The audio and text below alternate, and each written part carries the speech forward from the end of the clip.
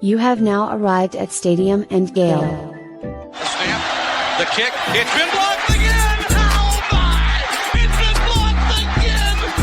He's going to heave one deep down the field.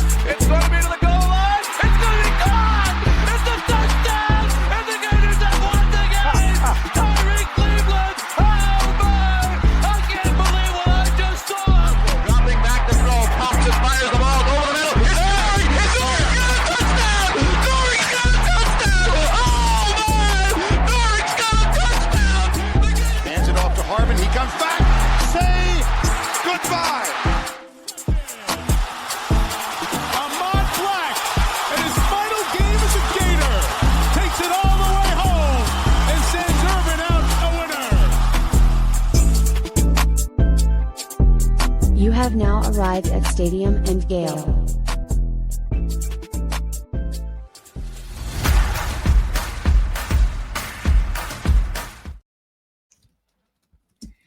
Boys and girls, ladies and gents, welcome to another episode of Stadium and Gale, pop-up show, the list, trademark, etc. I am your boy Corey. What's up? And this is Dan.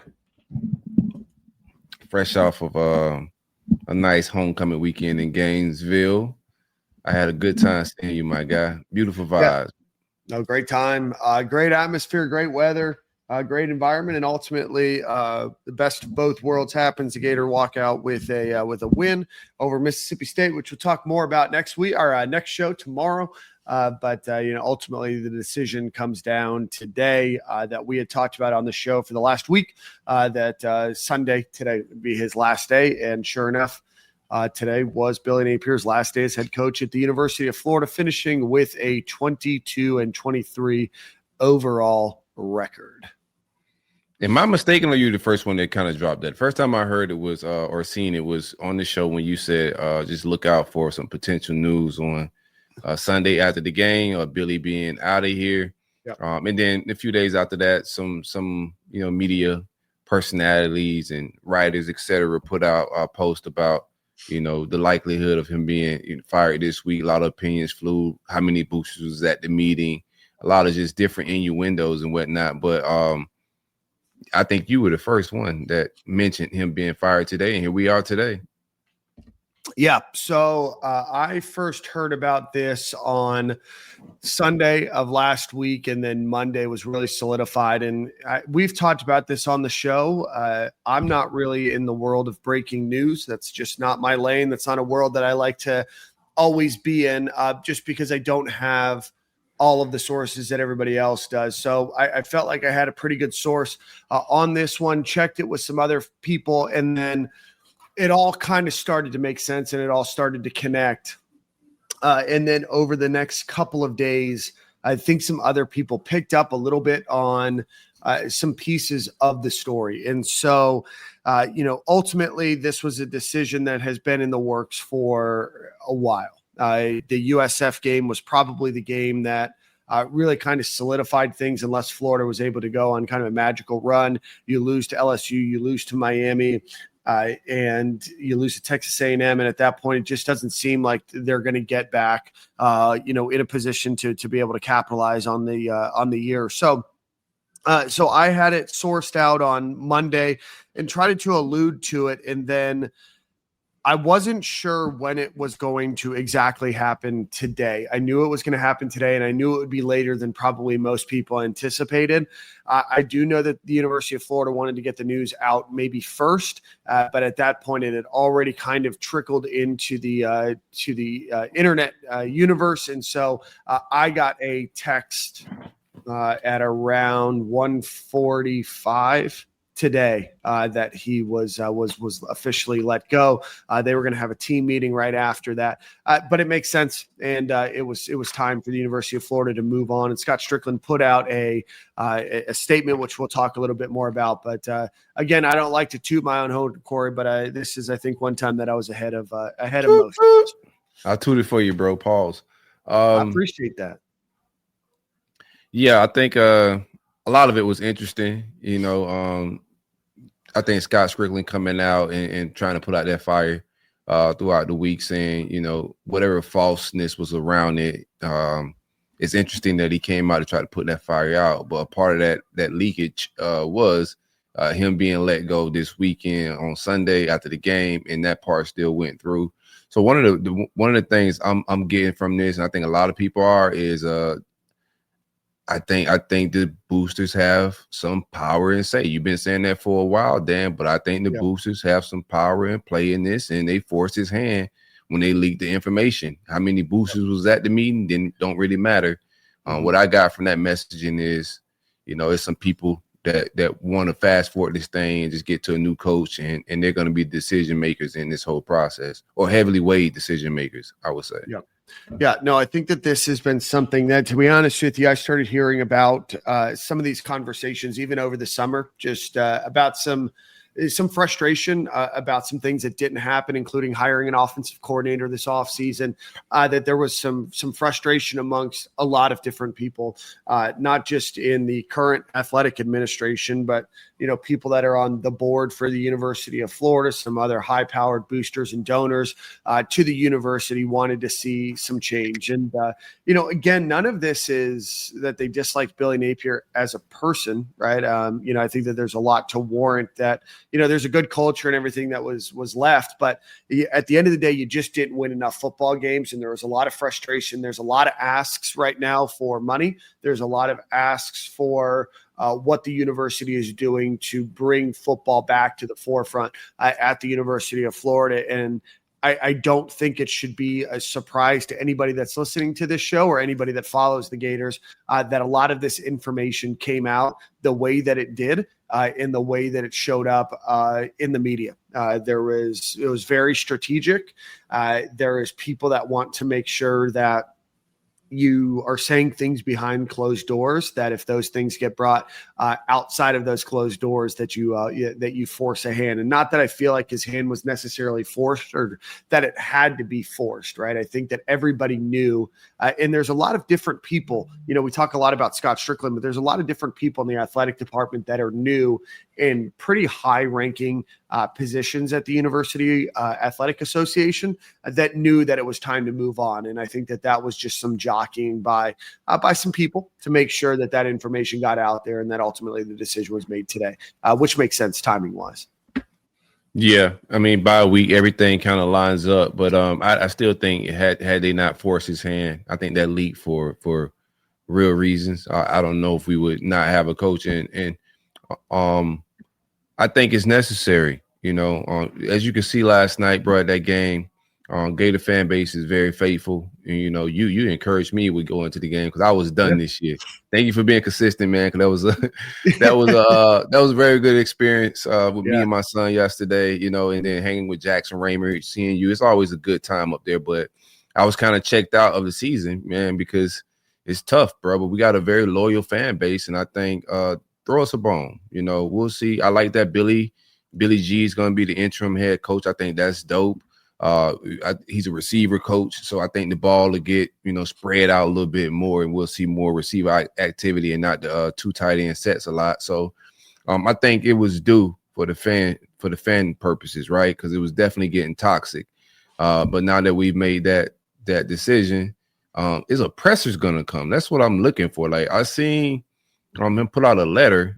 Is he gonna speak to the media at all? I don't know if that's been announced yet. If and when Scott Stricklin does that, he's not really done a ton of press conferences. I don't really even know when his last one was, to be honest with you. I haven't heard. Certainly, I'll ask around. It's been a pretty busy couple of days, and I literally just walked in from Gainesville 5 minutes before we started. So I'll try to get some more information on that. But let's read Scott Stricklin's statement in case you haven't seen it. It goes very let's see. All right. So today I met with Coach Napier and informed him that a change in leadership of the Florida football program would best serve the interest of the University of Florida. On behalf of Gator Nation, I want to sincerely thank Billy and his family for their tireless commitment to the Florida Gators. Billy built a tremendous culture of accountability, etc. He goes on and on about how this is a results-driven business. He talks about naming Billy Gonzalez in there. You guys can read this. It's long. But I want to get to this part. It says, I will conduct this search with a high degree of confidentiality confidentiality to protect the privacy of those involved. The search will focus on bringing in an elite football coach who will embody the standard that we have at the University of Florida, and will continue to provide all the necessary resources for that coach, his staff, and the players to be successful. Anytime you're conducting a head coaching search, especially for high-level sport like football or men's basketball, you learn something. The lessons of the past experience will guide us moving forward. This is where I think it gets interesting. Across the University of Florida, there's an unwavering and uncompromising commitment to being the best at everything that we do. This includes our athletic department, as evidenced by the fact that UF is the only school to win 3 national championships in football and men's basketball. The standards and expectations for Gators football are to win national championships, not simply to compete. We exist to win. We will not settle for less. UF has never been more invested in the success of the football program, elite facilities, robust NIL opportunities, and comprehensive support for our student athletes and staff than we are today. This is, I think, the final nail here. The University of Florida is a destination, or a place where people come to achieve excellence. With our resources, passionate fan base, and unwavering commitment, we are determined to return Florida football to championship form. I understand and accept responsibility to deliver a football program that reflects greatness of this university, and I thank Gator Nation for their continued support. So you do hear a little bit in there of Scott Stricklin understanding that they have not met that standard, and it's like, obviously they haven't met that standard, but it does seem to me that there is a desire for him. They understand what they have, and we've talked about this on the show, how Florida is absolutely a top 10 job in the country, but understanding that, hey, maybe they haven't put themselves in the best position to be successful long-term. And I do think that this is the time that Florida does not only a very comprehensive search. Last time they only vetted Billy Napier. That was pretty obvious. But now that I think they're going to go big game hunting, and I think that there's a whale they're going to try to land named Lane Kiffin. Yeah, it's pretty irresponsible to just lock in on Billy. Hindsight, that's absolutely nuts. I know he bragged about it. It was a flex when he said it originally, but it looks very unprofessional just to vet one person for any job in America. Like, you should just interview multiple candidates. I don't care if it's the bag boy at Publix. But what are you hearing about the potential, the coaching pool? I know Lane's at the top. You can talk about what you're hearing on that front, and then, what other names are we hearing? Yeah, I do want to address something here from my buddy Sebastian. He was asking about the transfer window. They just changed the rules literally last week. So for the 2025-2026 academic year in college football, there's going to be a single 15-day transfer window that runs from January 2nd to the 16th. A revised 15-day window for post-coaching transfers now starts 5 days after a new coach is hired. So right now we're past really the time where a player can opt out for a redshirt purpose, and we no longer have the ability for them to immediately go into the transfer portal the way that it was. So that should help the Gators be able to not only announce a coach, but hopefully keep most of the staff. So on that, right, while I am upset because we both wanted Billy Napier fired last year, right? Correct. And we held these type of shows, like anticipating him being fired. While I am just disappointed we didn't fire him last year because the writing was on the wall. This year, it luckily, you're in a better position, I would say, to retain talent, bro, the way the new rules set up. So, it worked out in our favor a little bit with keeping him 1 more year, even though we wasted a boatload of talent and potential this year. Yeah, no. So I do think that Florida's going to try and go for a bigger name. Whether you have success in landing that person, I'm not 100% sure with anything. These are individuals. There's other things that they're going to consider making a move. I do think that Lane Kiffin, from everything that I'm hearing, is at the top of the list for the University of Florida going into their coaching search. I know that Marcus Freeman's name has been floated quite a bit. I don't think that Marcus Freeman is completely out of the running. I do think that he is very happy. And the more that I hear and the more that I talk to people, the more I believe if Notre Dame makes some changes with some of their transfer rules and who they're allowed to target in the transfer portal, that he will likely stay at Notre Dame. I think after that, some other names that you might want to get familiar with are Eli Drinkwitz, Brett Key, Woo, that's nasty work. That's nasty work. So it's sound like Lane or bust. Yeah, that I truly believe that there is a large number of boosters that have rallied behind Lane Kiffin. I do think that there's been some change in the overall approach and thought. I do think bringing in some new names into this administration have changed maybe some of the perception of Lane Kiffin to Scott Stricklin. And I think some of that water under the bridge, some of that stuff is water under the bridge now. And so I do think that the Gators are prepared to try to make Lane Kiffin an offer that he can't refuse. And I would not be surprised if that money is in the $13-14 million range. Yeah. I was on JB show on Friday night. That's the type of money I was talking as well. Yeah, the list, I mean, we'll see. Is Lane who we think he is? You know, a lot of people saying that he's looking for that, you know, that to be that position to be the next Spurrier, et cetera. Florida's his dream job. We'll find out now. Sexton was in town this past week. They also lost, which I applaud. Like I need every loss I can get out of Ole Miss. Just to muddy the waters over there a little bit. And I know their fan base is nervous. The AD came out, said that they were trying to work on the contract similar to what Signetti got in Indiana. So, you know, it's in the air. You know, it's in the universe. A lot of media personalities are pointing towards it, but I got to see it to believe it. Just seems too good to be true, man. I mean, out the lane, just to keep it a buck, man, like I just think we'll be doing this thing in another 4 years with the other names that I'm hearing. Yeah. Again, there's, people are asking about Jeff Brom. People are going to ask about a lot of names. I like Brom. Yeah, I like Brom too. Went to Louisville, played there, is probably the first family of the city of Louisville and his family, in totality up there. That beloved person in Louisville. Do I think that Florida could throw, a major bag at him? Probably. And again, you just get into a discussion of not only can you afford it, it's should you afford to pay somebody that kind of money. So, Jeff Brom is not a bad name to throw out there. Other people have asked about John Summerall. I don't think that the Gators can right now afford to hire somebody that fans are unfamiliar with. I think Kenny Dillingham, they had a big upset win over Texas Tech, yesterday. That is a name that I really like if you start to go down that list. But I know as cliche as it sounds, and I'm going quasi-viral, I guess, on Twitter right now about the take, and they're like, well, no shit, Florida's going after Lane Kiffin. It's like, well, not only are they interested, they are willing to offer him, one of the top contracts in college sports. And Florida has never been in a position to do that or desired to do that. And this might be the 1 year that they do decide to make the jump. I mean, they say that, but I mean, they're ignoring the elephant in the room is that Lane's been flirting and trolling with the Florida fan base for a while about said job, right? So people can act like it's just some pipe dream from Florida fans and the writers, but no, I think this is real smoke and interest. I think John Summerall is a name, if we were to miss on Kiffin, I think that's a name that catapults over. And this is just me, I could be wrong, but I think you look at him over a Brent Key or even Drinkwitz, in my opinion.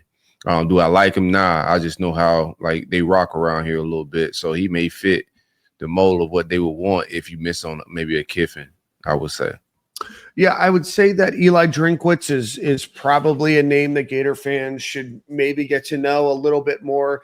I think that that's the kind of guy that's only going to really leave for Penn State or Florida or otherwise keep his job. Missouri pulled off another win yesterday. They're 6-1 on the year. Obviously, his personality doesn't necessarily jive with everybody, but he does win everywhere that he goes or everywhere that he has been. But I also think, and as much as he's probably not super high on my list, and I'm going to put out a list a little bit later today, I need some people to text me back when I put that out.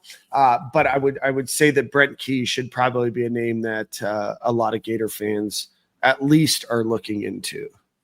Brent Key would be nasty work, man. I think the O-line play would be solid. I think he would recruit well at that spot and fix that. But I don't know what I'm going to get out of my offense because I think Georgia Tech will retain the offensive coordinator to stay at Georgia Tech. So I think it'll be too many question marks. Yeah, I'm just not – Clark Lee is a guy that, I like, and obviously Vanderbilt had a big win yesterday over LSU. Can you convince him to leave his job at Vanderbilt? Does he want that? Or has he proven enough outside of not having Diego Pavia to be a guy that you go and drop a bag to? Florida's going to end up paying whatever coach they hire significantly more. And obviously there's going to be levels to how significantly more, but you're talking about a minimum Florida spending at least 70 some odd $1 million on their next coach, if not, in the 90 to $100 million range. I expect a deal to be about 7 years, and I expect it to be somewhere in the probably 90 to 95 million if you're going to bring over Lane Kiffin. I know me and you talked, and I think you put a tweet out there about it, a little vague, but what type of strategy are they gonna? Because whatever coach they bring in, like, first of all, let me say this: I don't think Lane Kiffin's gonna make this decision based on money. So like Florida, I think Ole Miss is gonna be down to pay just as much as Florida, if not try to pay even more. Right? I think money's just not going to be the deciding factor. I think for Lane to get over that hump with his legacy, he's football royalty. His dad, he grew up in this whole business, and I think he's trying to start painting his legacy in this new age of football guys, right? I think the decision is going to be based around that. Like, how do I take that next step and get to a natty? And I think coordinator budgets, what you're willing to pay on the staff is bigger than just the salary that I'm getting for a head coach, right? How much can I give a OC? Can I give an OC $3 million? Can I give my DC $2 million? Like, what's my budget there? I think things like that is going to be a deciding factor, just overall NIL support, et cetera, et cetera. Florida's rich recruiting grounds is definitely appeasing. And he just has the cachet. Florida has the cachet and the tradition. I've never seen Ole Miss Daddy, and I don't think that's something that'll happen. That don't mean he's going to choose Florida, but I just don't think it's going to be about money. Right. Yeah, no, I think so. And, what does Florida's plan look like? And if you bring on Lane Kiffin, how much of his staff, could potentially go over? Right now, they have the 5th highest assistant salary pool, according to ChatGPT, which could be wrong, but they're paying Pete Golding $2.55 million. Charlie Weiss Jr. is getting paid $1.65 million. They have multiple coaches making significantly more than Florida coaches. Now, that doesn't mean that Florida can't pay, that Florida won't pay. And if you're going to spend that kind of money to bring on Lane Kiffin, what is an extra couple $1 million a year? And I know that sounds like a really stupid comment to make because they're still talking millions of dollars. But with the way that money is flowing in, I think the excitement around a hire like him could certainly be you could raise that money, or you can find that money somewhere for Florida. One of the things that I've thought about, is if you get a Lane Kiffin, is he going to bring over his whole staff? Is his whole staff going to be interested in coming over to Florida? Let's just say it's not Lane Kiffin, right? Like, let's just put that off to the side. In Florida was willing to go, and, they wanted to get a coach. I'm not going to name a name because everybody's just going to be like, well, this is who his coordinator is. That's not let's say Florida picks a head coach. And what we've started to see a little bit more now in college football is coaches or schools going and hiring head coaches at smaller schools to come be a coordinator at the university that they're coaching at, right? So could Florida, for instance, hire a coach and then go pay G.J. Keene at Texas State to come over? Great offensive guy, innovative. Would Florida be willing to pay $2.5–3 million for somebody that might be the opposite of what the head coach is? Right? Is that a way that if Florida doesn't get Lane Kiffin, that they're still showing commitment to being successful and really start to go game hunting like some big schools are doing right now? That could be a way that Florida, starts to attack this situation as well. So I think that there's multiple strategies that if it's not Lane Kiffin, it doesn't mean it's Lane Kiffin or bust. It just means that there's also some other avenues that Florida could go to be able to spend that kind of money should it not work out, right? And you're still dealing with money. You're dealing with how long he's in the playoffs for. You're dealing with, does he want to make the move? Does he get comfortable? Does he get somebody that he can kind of rally his future behind? I just know from everything that I know that Florida wants to back up the Brinks truck for Lane Kiffin. And now, the ball will almost theoretically or metaphorically be in his court. Yeah, the only thing about that, right? And I just hearing a lot of Lane smoke, so I'm just gonna side on the favor of Lane until it isn't. And I'm not saying I believe it, but it's just the most smoke. That's what everybody's saying, and he's been flirting with this whole situation for a while now. But the experiment that you're speaking of is just, I don't trust these guys, to be able to pull that strategy and that experiment off. I do think that's a thing, but I just don't think we're in a spot where we can deal with an experiment as far as like a head coach and then going to get the high end, lower level head coach to be a coordinator. I like that maybe for Lane, but I don't like that for like a Brent Key and some of these other names, bro. I just don't think they're qualified enough for where we're at right now, right? I think we're at a very fragile spot coming off of the Billy Napier shindig and just trying to retain our roster, key players. Like certain names are going to have to be intact to be able to retain some of these big time players like Vanell Brown, the third, Dallas Wilson, even Miles DJ, Miles Graham. Like, big dogs are going to be having some big bags and big checks out to guys like that. And do I think these kids want to be at UF? Yeah, right. They do, but they didn't come here to play for, Brent Key, after dealing with Billy, they had to deal with Billy shenanigans as well, not just us. So they're not going to just sign up for another experiment, in my opinion. The only way you retain most of this roster is if you go make a big boy splash hire like Lane. I don't know many other names that'll keep this roster intact like that. I'm going to be honest with you. Yeah, no, I 100% agree. Right. And I think that there's a lot of recruits that are hearing different things that I'm hearing from people. So I still need to source those out, and hopefully I can get some more information to you guys on what some of the recruits are hearing. I do think, and I want to put this out there, I think that Florida's going to go after Lane Kiffin. If that doesn't work out, I think what they noticed in the Billy Napier world over the last 3.5 years is that there was a lot of yes people. Right. And I think that they've realized that they need more dissension. I think that they need people that maybe aren't completely aligned together on everything, and that it's okay to butt heads, and it's okay to have a different school of thought in the leadership of the Florida football program, whether that's an offensive coordinator or a defensive coordinator, in what will be asked of that head coach and how much decision-making they might have versus, hey, we'll let you make these decisions, but we might also make another decision. That way it's not just a bunch of yes people that are falling in line, but that they're truly trying to challenge each other to be better and not just sit back and let one person call all of the shots. I think that they're learning their lesson right now. I see people in the comments shooting us. I'm a James Franklin fan. I wouldn't mind James Franklin if we missed on Lane Kiffin, to be honest with you. I think he fits the mold a little bit what I was talking about as far as experience. And him and Lane's record are very similar. Even in the big games that everybody keep mentioning of, they have very similar track records. So, I think James is also a guy that can retain most of this roster. I think he hires very well, coordinators. I think he's already done that at Penn State as far as bringing the guys in for a couple $1 million like Manny Diaz, et cetera, putting them at the coordinator spots. Even when they get hired away, he refills those spots with top-notch coordinators. So that's his blueprint regardless. A lot of what we want, just the ultimate CEO. There would be some things he would have to change. This would be his third stop at Vanderbilt.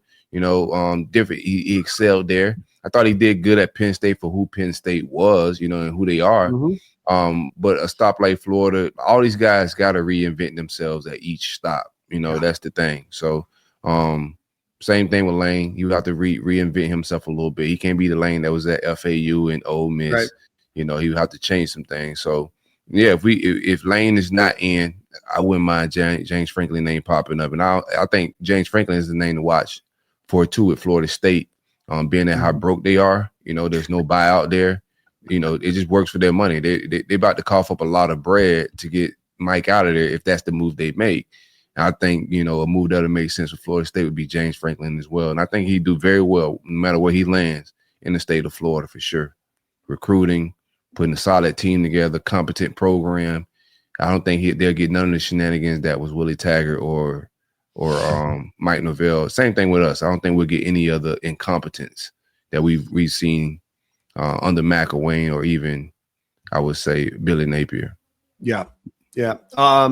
A couple things. One, I think this is worth noting that you're going to see a lot. You're going to hear a lot. You're going to get a lot of people's names floated around. Be careful about where those names are coming from. A lot of Jimmy Sexton clients out there are going to be in line for big raises themselves this year. So, you know, it's going to be a little quiet, I think, over the next few weeks. Don't think that these conversations haven't started already. They have been doing a lot of discussion behind the scenes. There's a lot of people that are involved in making these decisions and having these conversations and what they look like. It's not as simple as saying, hey, here's a job offer for X number of dollars per year, take it or leave it. There's a lot that goes into these contracts and a lot of semantics and behind the scenes details that are still, you know, being talked about, being worked out. You have 4 new leaders in the athletic department that I think are trying to put their, you know, stamp on things and how that process might look.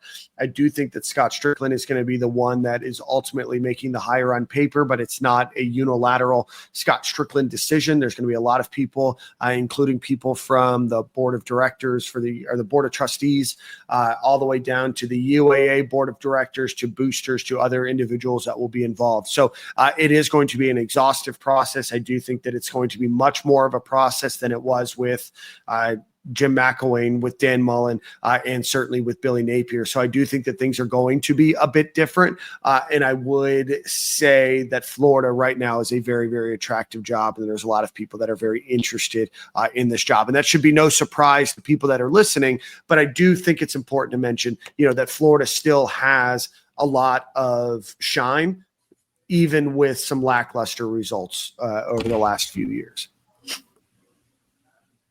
Already. Let's see. I want to give a couple people some shout outs for their super chat. Thanks for your support. We've got 2,300 people watching right now. So if you can hit the retweet button, if you're watching on Twitter, or if you're watching on YouTube, hit the like button, hit the subscribe button. We appreciate all your support. We're going to try to give you as much information as up to date as possible with this coaching search. But Anthony Beck, Corey, I need to hear it. It's time. And Billy Napier. Get that son of a bitch out of the state. What did Trump say? What did he say? Yeah, something like that. This is a family show, man. I'm trying not to curse this Sunday, man. I was out to the nature park praying and walking, bro. I don't want to be cursing today, but fire! Yeah. Man, I am ecstatic, brother. I am ecstatic, man. Never happy to see any man's downfall, but the stubbornness that we got to witness, you know, the gaslighting that we just went through the last 4 years, the pump faking of, you know, is he going to hire an offensive coordinator? Isn't he, you know, like all of it, bro. It's just so much just amateur hour things that were going on, bro. And I don't want to get deep into that bag, bro, but it's a lot of things that the previous staff concerned themselves with that I just thought was just amateur hourish, you know, like you're days away from starting camp, and it was just, you know, that's a different day for a different episode. We'll talk about that one day. We're gonna do kind of a red flags episode at some point, but I think we need to get all of our stories straight before we just start shooting from the hip. For sure. But I'm just, you know, venting a little bit, not going deep into that bag. Just it was a lot dealing with that staff, man. And we try to maintain on this show, you know, we got to keep it a beam with our audience, you know, at the same time when we're, just so our audience knows, right? When we're honest about our feelings and what's going on, and we giving our true, authentic thoughts, because that's what Stadium and Gale is based off of, right? Like giving our true, authentic thoughts, you know, and opinions about this program. There's a penalty that comes with that, you know, a loss of access, you know, a discouragement of players coming on our platform. There's a lot that come with not being sunshine pumpers and just saying everything, you know, it's all good. And you know, so we caught some of that. We dealt with a little bit of that. So for me, today is, of course, I got my team back, free at last. But also, bro, it's just, it feels good to be able to work freely. Whatever the new staff that's coming in, man, we get to get our takes off and engage with the players, et cetera, bring them on our show. Maybe the new coach comes on the show, et cetera. Yeah. But just so our fans know, or the audience knows, that there's a penalty that comes with just keeping it a bean. Yeah, no, and we were, I don't want to say ostracized from the football program. Certainly we did a lot, but we weren't as appreciated by some of this staff. And I think some of the frustration we had from the very beginning is Dan Mullen's staff was very open, was very warm, very receptive to us. And when this staff got hired, they were the same. And we had lined up a lot of different opportunities for them to come onto the show, even so far as some of the programming, right? And some of the other things beyond just coaches. And we were shut down. We were not allowed to talk about the Gatorade program because for some reason, Billy Napier didn't feel like it was important to get out there.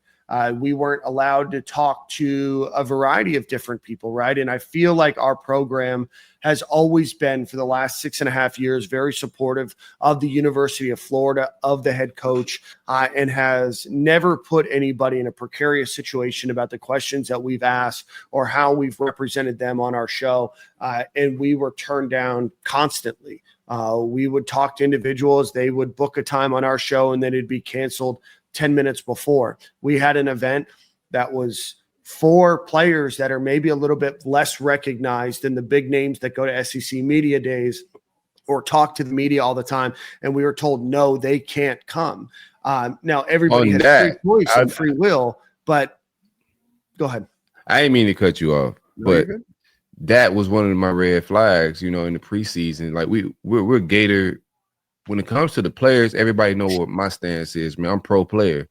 If a player comes onto anything that I have, it's going to be softball questions. I'm gonna put these kids in a very favorable position. Not in any situations where they got to have opinions about their coaches, anything like that. Just softball questions. How'd you get? You guys know how we interview. It's very softballish. So when we set up the Independent Gator Media Day, these are all diehard Gator. We the heartbeat. 247 on 3. Those guys aren't the heartbeat. We are the heartbeat. Us, Gator Dave, High Top Sports, independent media. We are the heartbeat. We are in the trenches every day on these Twitter screens, social media, Discords, whatever that may be, driving this thing. And we are all Gator fanatics, and we're Gator first. So when we set up this Gator Independent Media Day, we're bringing on guys that aren't going to get access to SEC Media Day and get the same platform. So we started something that no other fan base is doing, invited a bunch of guys on. It was an orchestrated stoppage of them not coming on. Like it was the morning of, and players are calling me, canceling an hour beforehand saying, hey, coach is saying we can't come, right? Things like that.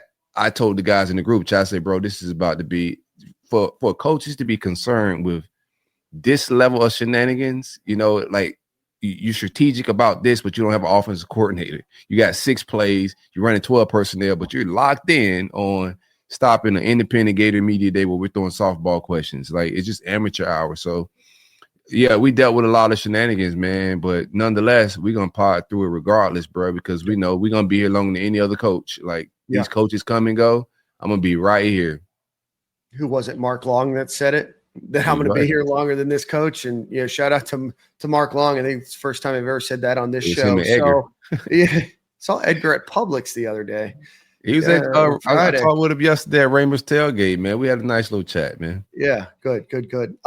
So yeah, I mean, those are things, right? And Florida put together a lot of great things off the field for these guys. And there was an opportunity for them to be highlighted, for them to be showcased, that if you want to talk about building a culture of great men and great character, and everything is great from that perspective, and then not allow those stories to be shared for fear of what, right?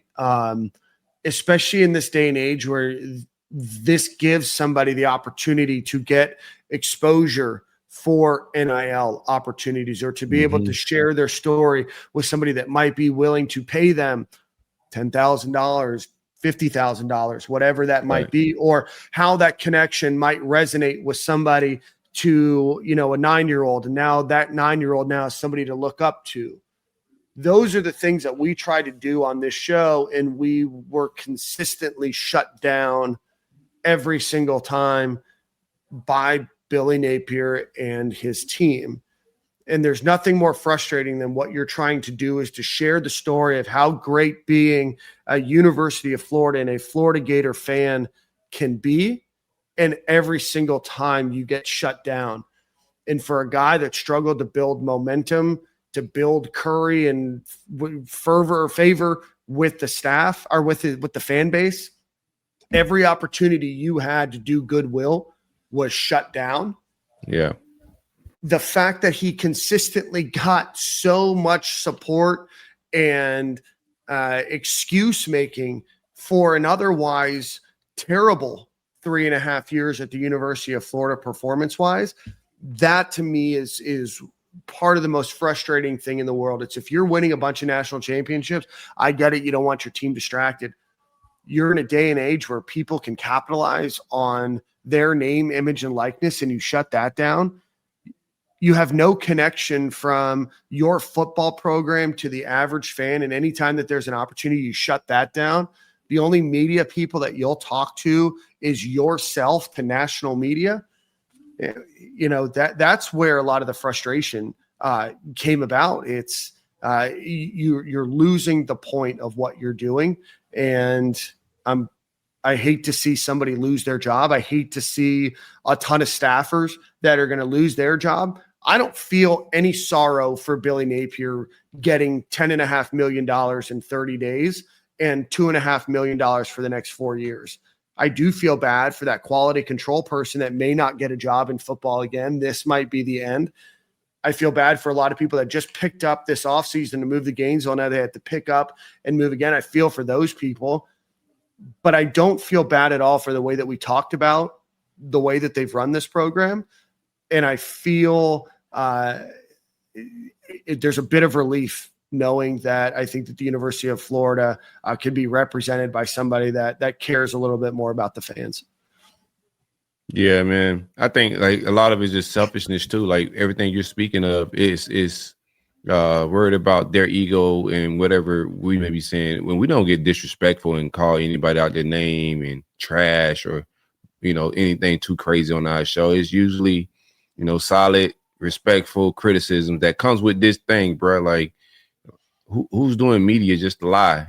Like, right. We come here to vent and to get our thoughts out from a fan perspective. So I thought it was selfish, telling a player not to go do something because of how you feel when it can help the player. I just think it's total selfishness. And to see that happening right before year 4, it just reminded me like that orchestrated move, right? Trying to stop them coming to me. It just felt like when they had the orchestrated move of unfollowing everybody, like the whole staff. And it wasn't just media people that they unfollowed. It was former players as well that could have easily. I just thought a lot of that was amateur hourish, because if you start unfollowing, all it takes is the right players is to say, man, this staff is crazy. They're amateur. They're unfollowing people because they got opinions, etc. And then you just got more terrible PR, and they just never got the fan base. Like if you're looking at us, Gator Dave and High Top Sports, and thinking we're guys you shouldn't send the players to, you just don't get this fan base, bro. We're the enemy, right? We lie for you, bro. Like we lied for you for almost 4 years, fam. We hyped up, we was positive as we can. Like each and every one of these platforms were as positive as we can before every off season or every season, and all we got, was arrogance, lies, and gaslighting. Yep. So that's that's where we're at, man. I think it's a new dawn for the Gators. I wish Billy Gonzalez, certainly the best of luck. I think that you're going to have Russ Callaway calling plays. I think everything else is going to stay the same. I think the offense will be a little bit different with Billy Gonzalez at the helm and Russ Callaway calling plays. Will it be better? I don't know. We'll see. They have 2 weeks to decide what that looks like and to practice and what that might mean. And we'll try to get a little bit more about what the next couple of weeks look like. It makes sense to do it during a bye week. You have 2 weeks of install rather than 1 week with the distraction. You kind of get through the distraction of it this week. And then, next week, is a new week. And, now the news is a week old, right? There'll probably be 3 more coaches fired by that point in time. So maybe it's not the hottest thing on the press, but it'll be interesting to see. I know a lot of people play really hard. They really really like Billy Gonzalez as a person. I think he deserved the opportunity. I do think Jabbar Jalouk was another name that it could have been floated around to be the interim head coach, but he of course slapped somebody, which again, that's something that we don't condone on the show, right? Yeah. You can't make him the head coach. That's just another blunt. This staff was wild. We got to go like a full checklist one day. We'll do that on the show. We got y'all. I mean, the fact that you were struggling to figure out who the interim was going to be is wild in and of itself, right? That's a few options you had. We've got a bunch of super chats here, man. We really appreciate you guys. There's 2,700 of you watching. So, Vance Williams a while ago said, have a deep, thorough head coaching search. Just want to go big game hunting. That's how you end up like LSU and UNC. I think Florida has been doing their due diligence for over a month now. And that's current due diligence. I think that they've done it for longer than that. It's my understanding that Florida has vetted at least 6 people, and that's been confirmed by 3 or 4 different people. That exact list. There's been a couple of other names that have been thrown around, but there's been at least 6 that have already been vetted. Anthony just joined. What do you guys think about Jeff Brom? Went to the Big Ten championship, wins big games to consistently love his offense. I do too. I don't know. Louisville's got a lot of money. They got a lot of horse and bourbon money up there. I think that they'll throw money at him. And I think that Jeff Brom, being a Louisville guy, is going to probably stay in Louisville. But shout out to him. I wouldn't mind just shaking that tree though. I love the way Bron calls plays. He's just very vertical. I think he developed quarterbacks well. He's never gonna win. I know that's home for him, but you're not gonna win a natty, at Louisville. So I wouldn't mind him shaking that tree. I got on the sunglasses. A few people. I'm just tired, bro. Like it's been a long weekend. Yeah. I'm cooked. If I take the sunglasses, I look tired. It may look like I've been, doing something else, but I'm just really tired. So I got on sunglasses. I don't want to look inebriated,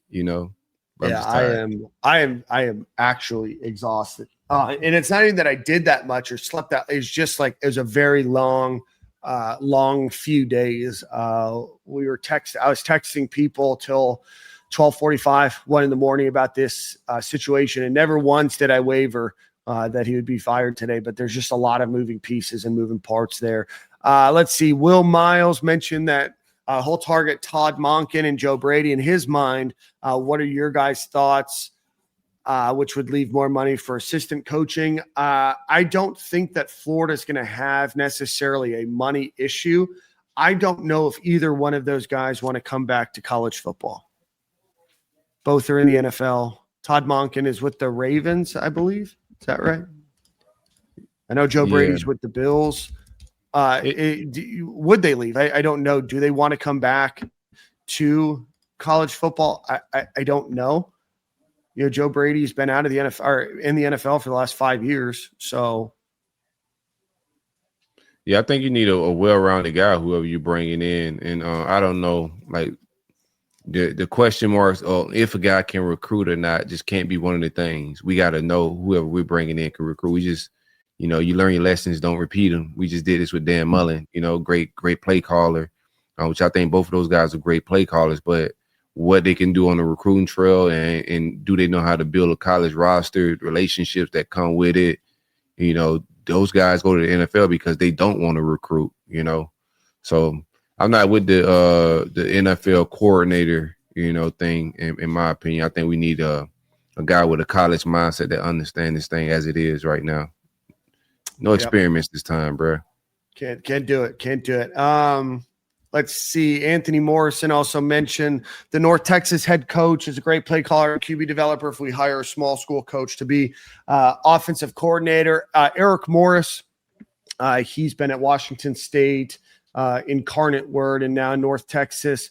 That would be an incredible hire if you could get him. You'd probably only get him for a year or two, but don't be surprised if his name's not thrown around with some really big jobs that are out there. So I don't even know if he's going to theoretically be available. But if Florida could get him, it would be a huge get. Thanks for your super chat. Rolling with Carlos. Appreciate you. I'm going to be on his show tomorrow, so check that out.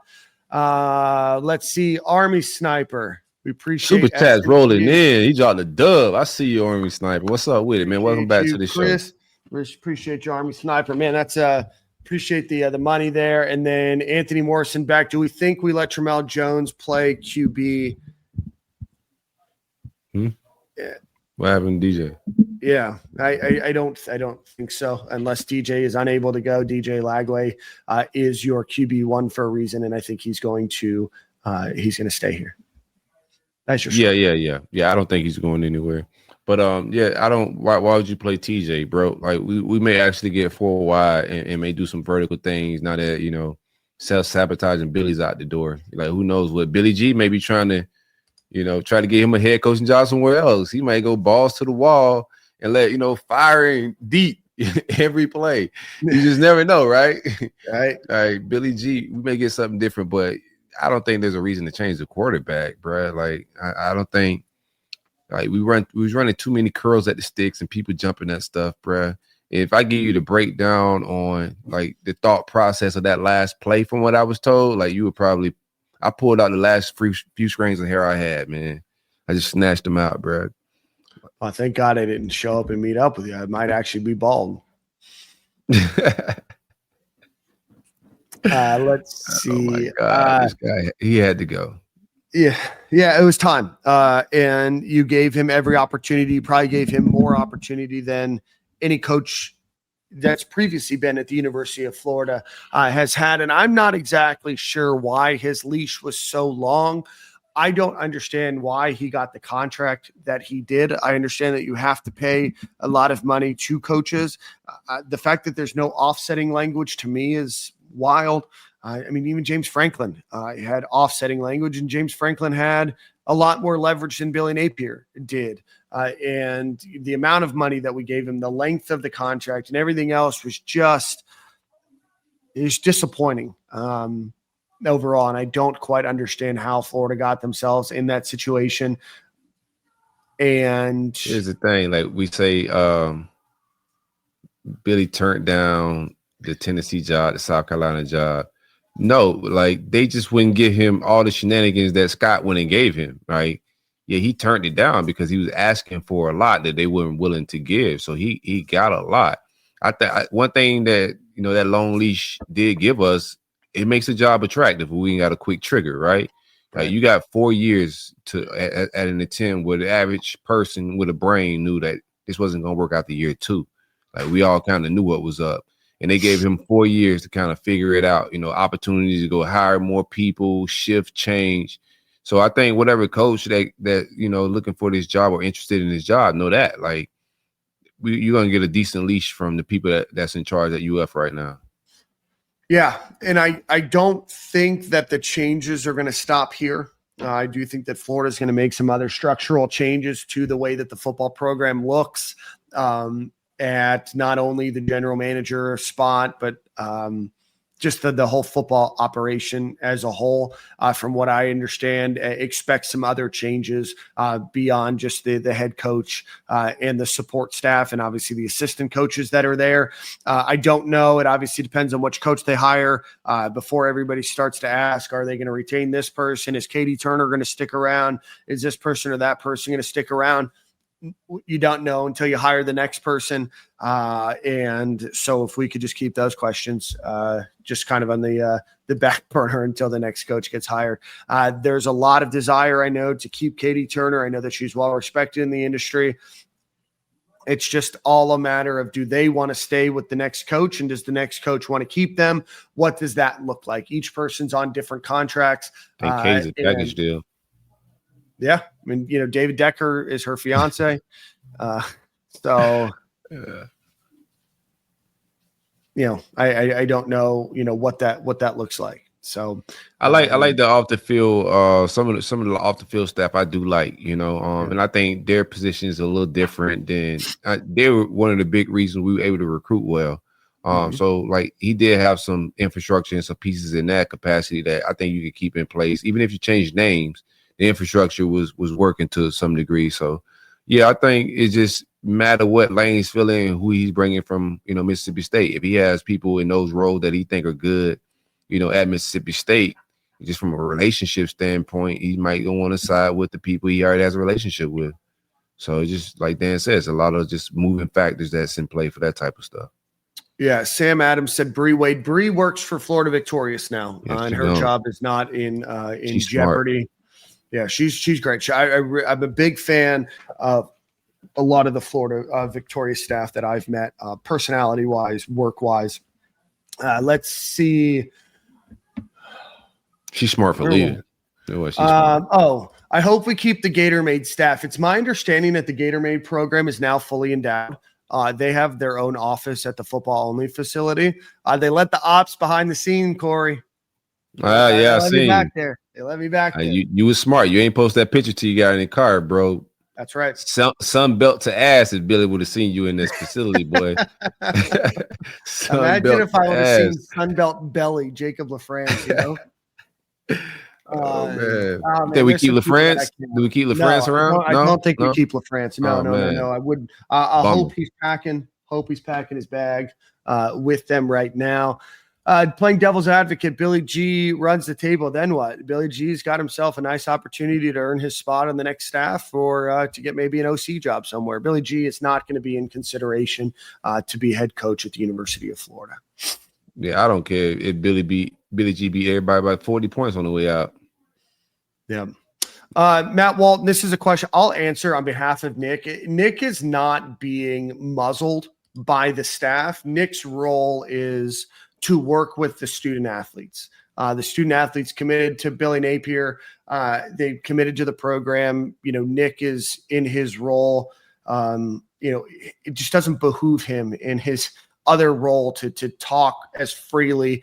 Nick knows more things than we do. Nick's role is just different. So I know that we want Nick to talk more openly, more freely. I mean, there's a reason why. I think that you'll see a little bit more now, but Nick is also there, for the athletes, and those athletes, picked and chose to play for Billy Napier, and those are the guys that are on the field. So Nick will be back tomorrow, and Nick's great.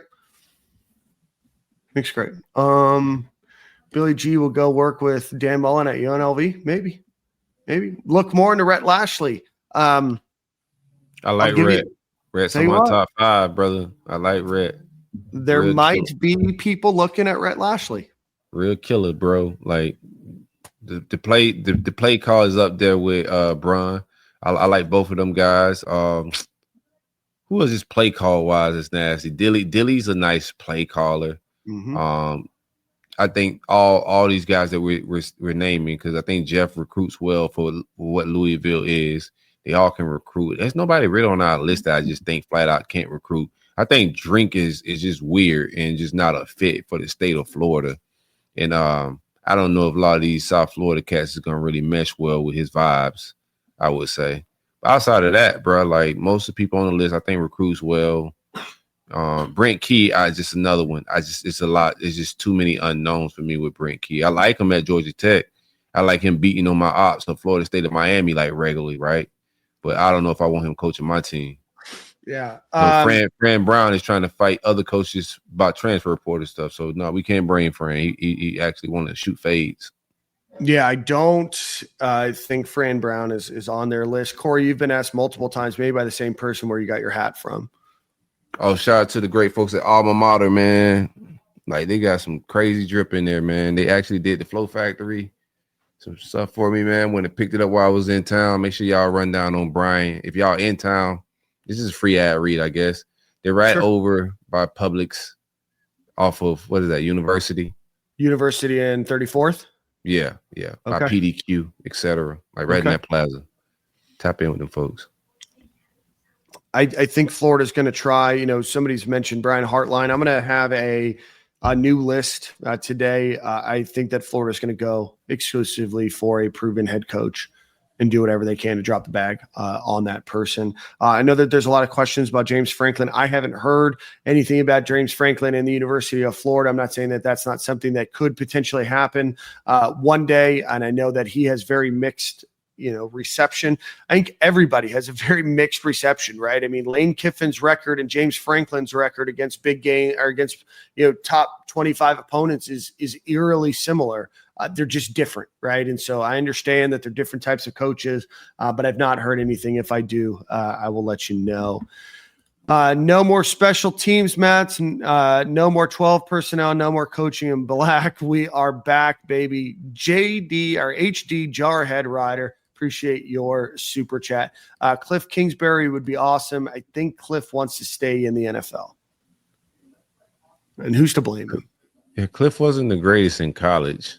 I mean, a good play caller, but there's a lot to be desired in everything else. Yeah. Bruh, like, what are you doing? Let's see. Playing the damn dog, bro. Like, come on, man. This is a serious platform, bro. This is like ESPN for Gators, bro. You just can't be in here. Respect my setup, man. What we got then? Franklin was a fired coach. Florida's not firing a fired coach. Lane Kiffin was fired. And Kiffin was fired. A lot of coaches have been fired.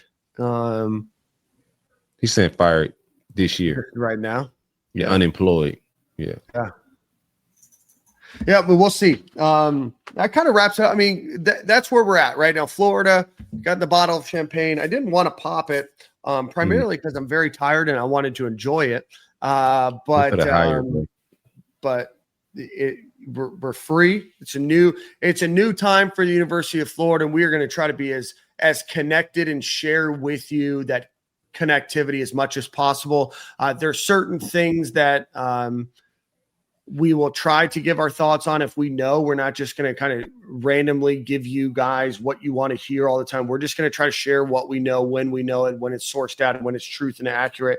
We don't want to lose that trust that you guys have on us to give you good information, which is why Corey and I, Nick and Jordan, even for that matter, don't break a lot of news, right? Nick used to, but we don't break a lot of news because we want to make sure that it's done right. And we want you guys to know that if you're getting information from us, that it's truthful and accurate. And we're really, it was good to see the situation play out the way that it did. And hopefully we'll be able to share some good stories for you guys. What do you think is the biggest hurdle from Zero here, Super Chat? What do you think the biggest hurdle in getting Lane is?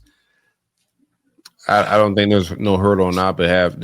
Lane himself, he just got to jump over it. I think Florida's going to provide everything possible to be able to land him. So I don't think there's going to be, Florida didn't want to do this or do that. I think Florida is going to open, like you said, back up the Brinks truck, resources, whatever he's asking for. I think it's going to be there. It's going to be, if Lane want to leave poverty and leave a program that has never won a natty like that, he's never seen it. I never seen it. And you want to come over to, where your man crush coached at. Yeah. I don't think that money. I think it's just a matter of whether he wants it or not. Comfort. How long and how well does his team do? I think that there's things that are in Lane's control. I don't think that Florida is going to have any sort of reason why Lane Kiffin wouldn't be hired. Should that be the direction that they go? A lot of talk about Steve Spurrier Jr. Man, if his last name wasn't Spurrier, and it wasn't a junior after that, you guys would not want a fired Tulsa offensive coordinator to be our head coach. If I told you that Florida hired the head coach at Western Carolina, you'd be pissed too. So like Kerwin Bell, I know that there's an obsession with him. He's not going to be the head coach at the University of Florida. So if I think Steve Spurrier would be mad if we hire Steve Spurrier Jr. Yeah, I agree. What are we doing? Can you imagine being him on Pat Dooley's show talking about his son's play calling? Right. No, we're not. That's crazy. Oh, man. 3,100 people watching. man, we That's really love. appreciate you guys watching. We'll be back tomorrow night. We'll talk a little bit about the game. A lot of it will probably be a little bit of rehashing of this with trying to share a little bit more. And hopefully between now and 27 hours from now, there's some more information that we can share. But we appreciate you guys rocking with us on a Sunday afternoon. Go Gators. We are free, baby. We Next are up, free.